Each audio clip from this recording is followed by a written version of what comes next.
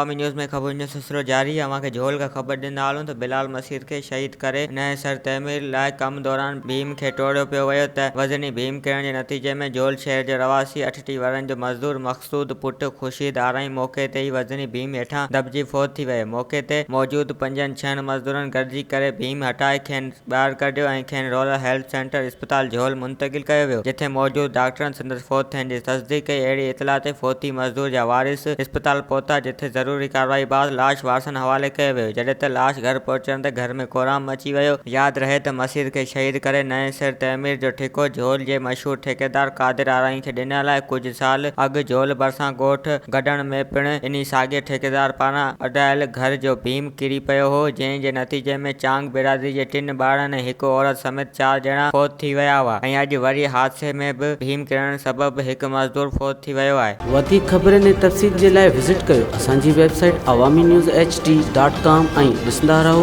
Awami news HD।